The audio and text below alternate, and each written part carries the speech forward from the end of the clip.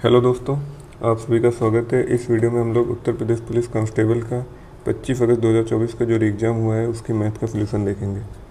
चलिए पहला क्वेश्चन देखते हैं। तो पहले क्वेश्चन में कह रहा है कि एक मिश्रण के 40 लीटर में 17:3 के अनुपात में दूध और पानी है। तो मिल्क और वाटर का रेशियो दिया हुआ है 17:3 और 40 लीटर है, तो 17×3 = 20 की वैल्यू 40 हुई। तो यानी ये दूध कितना हो गया 34 लीटर और पानी हो गया 6 लीटर। कह रहा है कि इसमें कुछ और दूध मिलाने के बाद परिणामी मिश्रण में दूध पानी का अनुपात 7:1 हो जाता है। अब देखिए, इसमें दूध मिलाया गया, कुछ पानी तो वही रहा है, तो अब नया अनुपात क्या हो गया 7:1, लेकिन पानी की वैल्यू तो वही है, तो 1 की वैल्यू क्या हो गई 6। तो यहाँ से हम 7 की वैल्यू निकाल लेंगे। 7 की वैल्यू क्या हो जाएगी 42, यानी नए मिश्रण में दूध कितना है 42 लीटर और पहले कितना था 34 लीटर, तो कितना बढ़ गया 8 लीटर बढ़ गया और आंसर क्या हो जाएगा 8 लीटर। चलिए अगले क्वेश्चन पे चलते हैं। अगला क्वेश्चन कह रहा है कि चावल की कीमत में 20% की कमी एक ग्राहक को 8,000 रुपये में 125 किलोग्राम अधिक खरीदने हेतु सक्षम बनाती है। तो चावल की प्रारंभिक मूल्य प्रति किलोग्राम बतानी है। तो चलिए देखते हैं। अब कह रहा है 20% की कमी है 8,000 में, तो 8,000 का 20% निकाल लेंगे। ये आ गया 1600। कह रहा है कि 125 किलोग्राम अधिक खरीदता है, तो इसको 125 से भाग कर देंगे।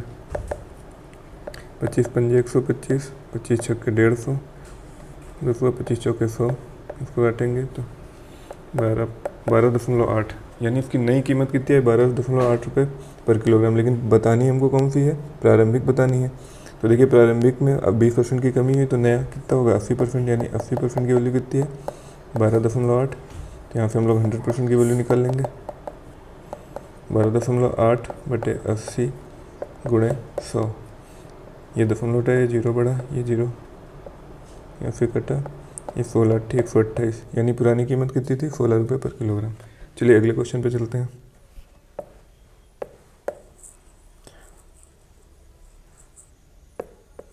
अगला क्वेश्चन कह रहा है कि 9 संख्याओं का औसत 30 है, पहली 5 संख्याओं का औसत 25 और अंतिम 3 का औसत 35 है, तो छठी संख्या बताइए।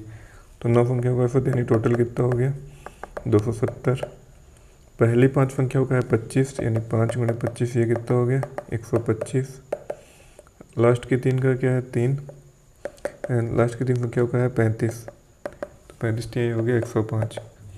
इन दोनों को जोड़ा, ये आया 230, यानी ये 8 संख्याओं का योग 230 है और 9 संख्याओं का 270 है। तो छठी संख्या हमारी कितनी हो गई 270 - 230, ये आ जाएगी कितनी 40। हमारा आंसर कितना हो गया 40।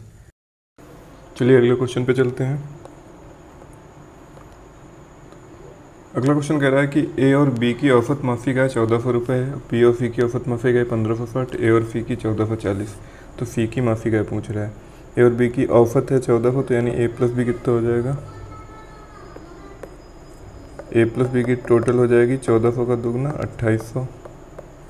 बी प्लस सी की हो जाएगी 1560, तो हो जाएगी 3120 और ए प्लस सी की कितनी हो जाएगी 1440, यानी 2880। दोनों को जोड़ देंगे तो यहाँ से क्या आ जाएगा 2a + b + c, ये कितना आ जाएगा 0, 8 2 10 का 0, 8 1 9 1 10 18 के 8, फिर लगाया 1 2 1 3 3 6 2 8, यानी यहाँ से a + b + c का कितना आ जाएगा, ये आ जाएगा 4400। हमको c की निकालनी है, तो हम a + b घटा देंगे, तो c की कितनी आ जाएगी 8800 माइनस a + b की कितनी है, एक सेकेंड, सी की निकालने के लिए यहाँ 4400 से घटाना है, 4400 माइनस ए + बी का है हमारा कितना 2800, तो कितनी आ जाएगी 1600, यानी सी की मासिक आय कितनी हो जाएगी हमारी 1600 रुपये। चलिए अगले क्वेश्चन पे चलते हैं।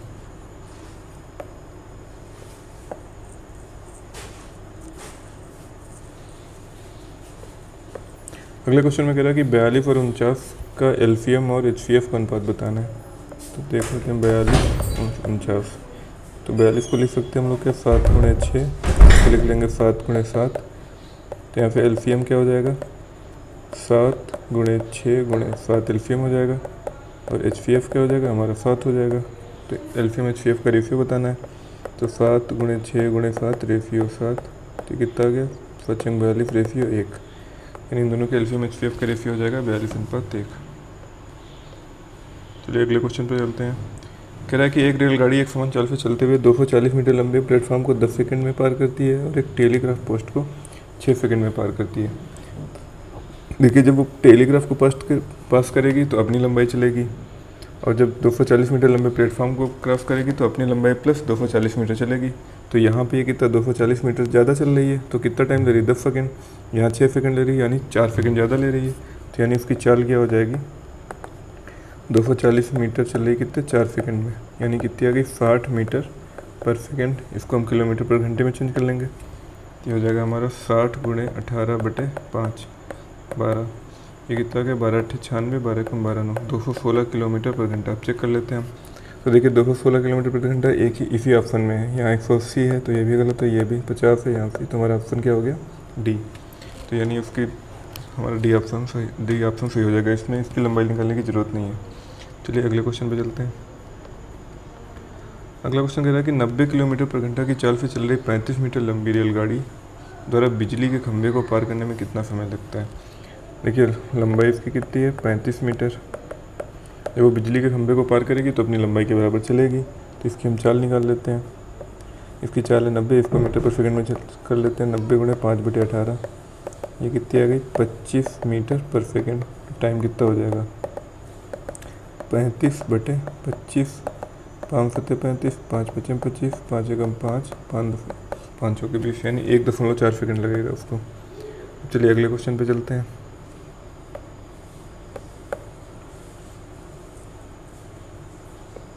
अगला क्वेश्चन कह रहा है कि एक फर्म में पुरुष कर्मचारियों का औसत वेतन 52 है, महिलाओं का औसत वेतन 42 है, ये सभी कर्मचारियों का औसत वेतन 50 है। तो महिला कर्मचारियों का प्रतिशत, तो ये यहाँ है पुरुष, ये महिला, 52 है इनका है 42, सबका है 50। तो एलिगेशन लगा लेंगे, यहाँ आएगा 2, आएगा 8, ये कितना रेशियो बन गया 4:1। यानी अगर टोटल 5 हैं तो महिला है 1, तो महिला का परसेंटेज क्या हो जाएगा 1/1 महिला है और 4 पुरुष हैं, तो टोटल लोग कितने 5 हुए, 1/5 × 100, तो ये कितना आ जाएगा 20%। यानी कितनी महिलाएं हुई हमारी 20% महिलाएं हैं। चलिए अगले क्वेश्चन पे चलते हैं। अगला क्वेश्चन कह रहा है कि यदि बिक्री कर को 3.5% से घटा के 3.5% का स्टीम से 1/3% कर दिया जाता है तो 42 अंकित मूल्य वाली वस्तु खरीदने वाले व्यक्ति को इससे क्या फ़र्क पड़ता है। चलिए अब बिक्री का पहले था 3 से 1/2%, यानी पहले था कितना 7/2, अब घटा के कितना कर दिया गया 3 × 3 = 10/3। तो हम देख लेते हैं कितना कम हुआ, तो ये कितना 7 × 3 - 20/6, यानी 1/6% कम हुआ है। था कितना 42 अंकित मूल्य, तो इसको 4200 का हम 1/6% निकाल लेंगे। 4200 × 1/6 × 100, ये 0 कट गए, 6 × 7 = 42, यानी कितना फ़र्क पड़ेगा 7 रुपये का फ़र्क पड़ेगा। चलिए अगले क्वेश्चन पे चलते हैं। तो अगला क्वेश्चन कह रहा है PQR अपनी पूंजी को 2/5 × 3/4 × 5/8 के अनुपात में निवेश करके साझेदारी में प्रवेश करते हैं। 4 महीने बाद P ने अपनी पूंजी में 50% की वृद्धि की, Q ने 20% की कमी की, तो एक वर्ष के अंत में 28,210 का लाभ हुआ, तो Q का हिस्सा बताना है। तो पहले तो हम PQR का रेशियो बना लेंगे। ये क्या है 2/5 × 3/4 × 5/8, तो 5 4 और 8 का एलसीएम हो जाएगा 40, तो 5 × 8 = 40, तो ये 16, 4 दाम 40, 10 × 30 हुआ, 8 × 5 = 40, 5 × 25 हुआ। ये तो उनका बन गया रेशियो। अब कह रहा है कि 4 महीने के बाद P ने अपनी पूंजी 50% वृद्धि की, यानी 4 महीने तो उसने 16 ही रखा, अगले 8 महीने के लिए क्या 50% वृद्धि की, तो 16 का कितना 8 हो जाएगा, तो ये 24 × 8। Q ने क्या किया है 20% की कमी की, यानी पहले 4 महीने 30 रखा, 30 का 20% कितना हो गया 6 कम कर दिया, बचा कितना 24, इसने भी 8 महीने के लिए 24 लगाया। फिर अब R ने तो कुछ किया नहीं, तो इसने पूरा 25 महीने के लिए 12 महीने के लिए 25 लगाया। अब चलिए इनका लाभ का रेशियो बना लेते हैं। तो यहाँ कितना आ जाएगा 64 + 192, ये हो जाएगा कितना 120 + 192, ये हो जाएगा 300। तो इसको जोड़ेंगे तो ये कितना आएगा 4 2 6 9 6 15, यानी 256, ये आया 2 9 2 11, एक 312, ये आया 300। अब 4 से डिवाइड कर देंगे, 4 छंगे 24, 4 चौके 16, 4 सत्ते 28, 4 अठे 32, ये 75। अब टोटल लाभ निकाल लेते हैं, तो टोटल को जोड़ लेते हैं। 5 8 13 4 17 के साथ हाफ लगा 1 7 1 8 7 15 6 21, तो 217 की वैल्यू कितनी दी है हमारे पास। टोटल लाभ हुआ है 28,210। पूछा किसका है, क्यू का हिस्सा पूछा है, तो क्यू का हिस्सा कितना है हमारे पास यहाँ पे, क्यू का हिस्सा 78, तो 78 की वैल्यू निकाल लेंगे। 78 बराबर क्या हो जाएगा, 28,210 बटे 217 गुणे 78। 217 से भाग करेंगे, 217 एक बार जाएगा, यहाँ बचेगा 65, 651 हुआ तो 3 बार, 13 8 104 के 4 हाफ लेके 10, 13 7 91 और 10 101 और 1 0, यानी क्यू का हिस्सा कितना आ गया हमारे पास, 10,140 रुपये। चलिए अगले क्वेश्चन पे चलते हैं।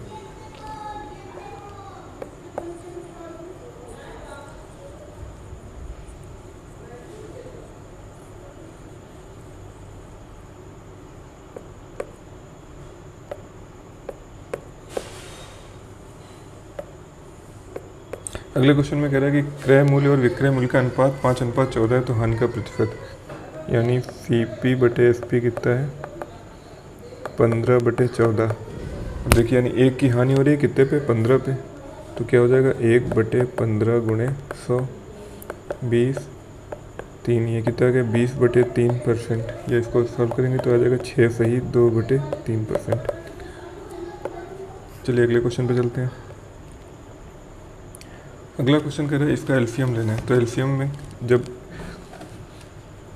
हमें भिन्नों का एलसीएम लेना होता है तो ऊपर का एलसीएम और नीचे का एचसीएफ, तो ऊपर का एलसीएम बटे नीचे का एचसीएफ, तो ऊपर का एलसीएम कितना हो जाएगा 10, नीचे का एचसीएफ 3 6 9 18 का एचसीएफ 3 हो जाएगा, तो हमारा एलसीएम क्या आ जाएगा 10/3। चलिए अगले क्वेश्चन पे चलते हैं। अगला क्वेश्चन कह रहा है कि 37,500 पर 4 वर्षों के लिए 2% की दर से साधारण ब्याज, तो इसको सीधे 37,500 गुणे 4 गुणे 2/100, कितना 37,500 है, तो ये दोनों जीरो कट जाएंगे। अब 4 दूनी 8, 8 से गुणा करते हैं, 8 5 40 के जीरो से लेकर 4, 8 5 56 4 60 के जीरो से लेकर 6, 8 3 24 और 6 30, यानी कितना आ जाएगा हमारा 3,000 रुपये। चलिए अगले क्वेश्चन पे चलते हैं।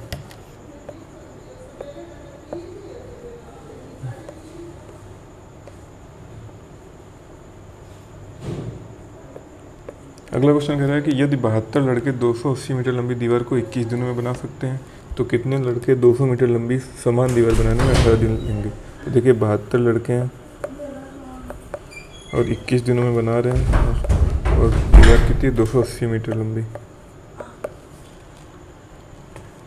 इसको अब हमको 21 दिनों में, अब तो कितने लड़के 200 मीटर लंबी, तो x लड़के मान लेते हैं, और 18 दिन लगाएंगे, और दीवार की लंबाई कितनी है 200, तो यहाँ कर देंगे 18 चौके 72, जीरो से जीरो कट गया, 7 चौके 28, 7 3 21, 4 से 4 कट गया, तो x बराबर कितना आ गया 20 3 60, यानी 60 लड़के ज़रूरत पड़ेंगे।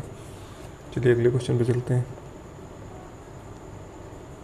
अगला क्वेश्चन कह रहा है कि एक व्यापारी अंकित मूल्य पर 4% की छूट देता है और प्रत्येक 15 वस्तुओं को खरीदने के लिए एक वस्तु मुफ्त देता है। इस प्रकार 35% का लाभ कमाता है, तो ज्ञात कीजिए कि अंकित मूल्य क्रय मूल्य से कितने प्रतिशत अधिक है। तो देखिए पहले तो अंकित मूल्य, तो हम रेशियो निकाल लेते हैं अंकित मूल्य और क्रय मूल्य का। अंकित मूल्य को यहाँ लिखते हैं MRP, ये हो गया CP। अब कह रहे थे अंकित मूल्य पे 4% की छूट देता है, तो यहाँ पे क्या आएगा 96/100। फिर कह रहा है कि 15 वस्तुओं को खरीदने के लिए एक वस्तु मुफ्त देता है, यानी वो पैसा ले रहा है 15 वस्तुओं का, लेकिन वस्तुएं कितनी दे रहा है 16, क्योंकि एक वस्तु मुफ्त दे रहा है, तो ये क्या आ जाएगा 15/16 रेशियो। अब देखिए जो लाभ होता है CP पे लेगा, तो कितने में बेच रहा है 135/100। अब काट लेते हैं, यहाँ 100 से 100 कट गया, अब इसको काटेंगे 15 नाम है 135, 16 छक्के 96, तो देखें MRP/CP ये क्या बनेगा जाके 9/6, यानी 3 3 9 3 2 6, यानी अगर CP 2 है तो MRP 3 है, तो कितना बढ़ी, 1 बढ़ी कितने पे, 2 पे। तो परसेंटेज क्या हो जाएगा, 1/2 गुणे 100, यानी उसने क्या किया है, MRP को CP से 50% अधिक रखा हुआ है। चलिए अगले क्वेश्चन पे चलते हैं। तो अगला क्वेश्चन कह रहा है कि 2 पुरुष और 1 महिला एक साथ किसी काम को 14 दिनों में पूरा करते हैं। 4 महिलाएं और 2 पुरुष मिलकर इसे 8 दिनों में पूरा कर सकते हैं। यदि एक पुरुष की प्रतिदिन 600 रुपये मिलते हैं तो महिला को प्रतिदिन कितना मिलना चाहिए। तो 2 पुरुष यानी 2 मैन प्लस 1 वुमेन, ये कितने दिन में कर रहे हैं, 14 दिन में। फिर क्या, 2 पुरुष और 4 महिलाएं, तो 2 मैन प्लस 4 वुमेन, ये कर रहे हैं 8 दिन में। तो यहाँ से कितना हुआ, 14 दूनी 28 मैन प्लस 14 वुमेन, बन जाएगी 8 दूनी 16 मैन प्लस 32 वुमेन। मैन को दिलाएंगे 28 लगे 12 मैन, ये दिलाएंगे 18 वुमेन। तो मैन और वुमेन का रेशियो निकाल लेंगे, ये कितना गया 18/12, 6 दिए 18, 6 दूनी 12, यानी मैन और वुमेन का रेशियो कितना बना, 3:2। तो जो उनकी क्षमता का अनुपात होगा उसी अनुपात में उनको पैसा मिलेगा। यानी आदमी को 600 रुपये मिल रहे हैं, 3 की वैल्यू हो गई कितनी, 600। तो 2 की वैल्यू पूछ रहा है, तो 2 की वैल्यू कितनी होगी, 400। यानी महिला को कितने पैसे मिलेंगे, महिला को 400 रुपये मिलेंगे। चलिए अगले क्वेश्चन पे चलते हैं। तो अगला क्वेश्चन कह रहा है कि कर्मचारियों के संरक्षण जूते की खरीद के लिए एक कारखाने का वार्षिक बजट पिछले वर्ष की तुलना में 60% बढ़ गया है। यदि जूतों की कीमत में 20% की वृद्धि हो गई तो इस वर्ष वह जितने जूते खरीद सकता है वह पिछले वर्ष खरीदे गए जूतों की संख्या से कितने प्रतिशत अधिक है। चलिए मान लेते हैं कि बजट पिछले साल बजट था 100,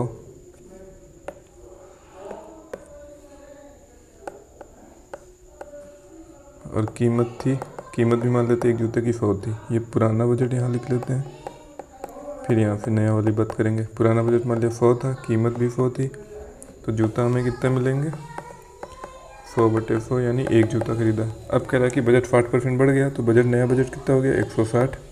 नई कीमत भी 20% बढ़ गई, तो नई कीमत हो गई 120। तो जूते कितने हो जाएंगे, 160/120, यानी 4/3। तो पहले एक जूता खरीद रहा था पुराने बजट में, और नए बजट में कितना, 4/3। तो पुराने जूते और नए जूतों की संख्या का अनुपात निकाल लेते हैं। तो हो जाएगा 1:4:3, 4/3, 3 रहेगा 3:4, यानी पुराने जूते और नए जूतों का अनुपात कितना है, 3:4। यानी पहले 3 खरीद रहा था, अब 4 खरीद रहा है, यानी 1 ज़्यादा हो गया, कितने पे, 3 पे। तो कितना परसेंट हो गया, यह हो जाएगा 33.1/3%। तो हमारा आंसर हो गया 33.1/3%। चलिए अगले क्वेश्चन पे चलते हैं।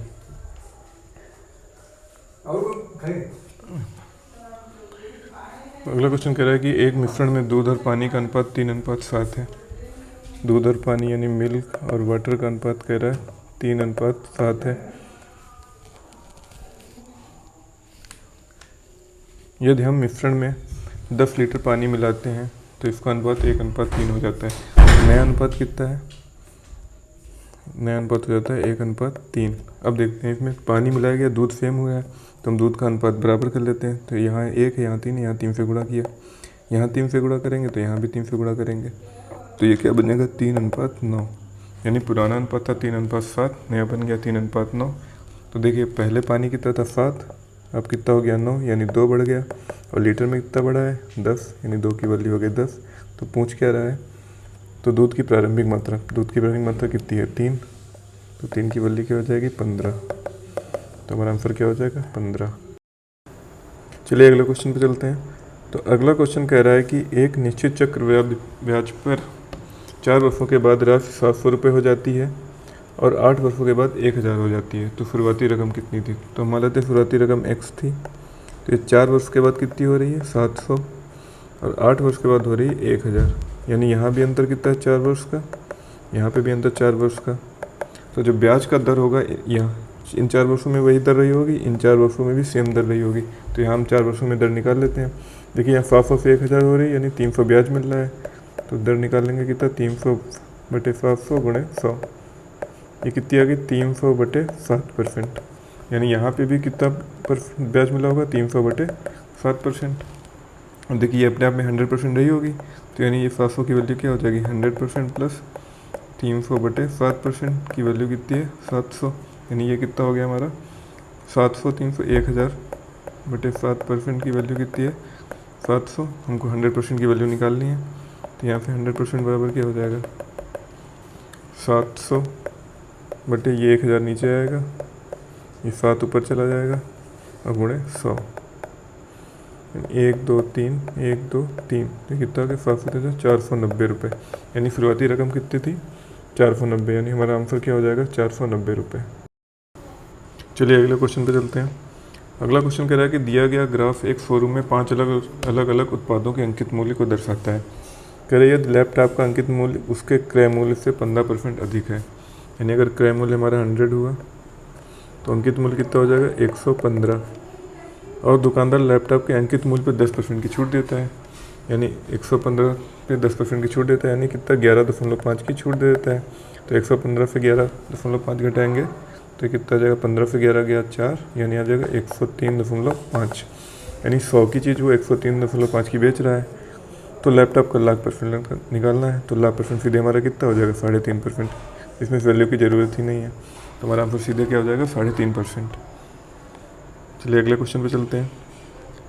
अगला क्वेश्चन कह रहा है कि 3 मित्र ए बी और सी एक गोलाकार स्टेडियम के चारों ओर दौड़ना शुरू करते हैं और क्रमशः 24, 36 और 30 सेकंड में एक चक्कर पूरा करते हैं। कितने मिनट बाद वे प्रारंभिक बिंदु पर फिर से मिलेंगे? तो हमें 24, 36 और 30 का एलसीएम ले लेते हैं। तो इसको क्या लिखेंगे 6 × 4, ये हो जाएगा हमारा 6 × 6, ये हो जाएगा 6 × 5, ये हो जाएगा 6 × 2 × 2, ये 6 × 2 × 3, ये आएगा 6 × 5। तो हमारा एलसीएम कितना हो जाएगा 6 × 4 × 3 × 5। ये कितना हो गया 5 या 15 चौक के 60 होंगे 360, यानी वो 360 सेकंड बाद दोबारा मिलेंगे। तो 360 को मिनट में चेंज कर लेंगे, कितना आ जाएगा 6 मिनट। तो ये 6 मिनट बाद दोबारा मिलेंगे। चलिए अगले क्वेश्चन पे चलते हैं। अगला क्वेश्चन कह रहा है कि एंटनी और बेट्टी की वर्तमान आयु क्या है? ये दोनों की आयु अभी 8:9 के अनुपात में है, यानी जो उनकी वर्तमान आयु है एंटनी और बेट्टी की वो 8 और 9 के अनुपात में है। ये हो गया 8x, ये 9x। फिर अब से 4 वर्ष बाद 9 अनुपात 10 हो जाएगी। तो 8x + 4 बटे 9x + 4 ये हो जाएगा कितना 9/10। फिर गुणा कर लेंगे तो ये आएगा 80x + 40 = 81x + 36। इधर आएगा माइनस का -x, ये जाएगा -4, यानी x की वैल्यू आ गई 4। तो अभी कितनी 8x और 9x, तो ये कितनी हो जाएगी 32, और ये हो जाएगी 36, यानी आंसर क्या हो जाएगा हमारा 32 और 36। तो यहाँ से मैथ के क्वेश्चन समाप्त हुए। आशा करता हूँ आप लोगों को क्वेश्चन समझ में आए होंगे।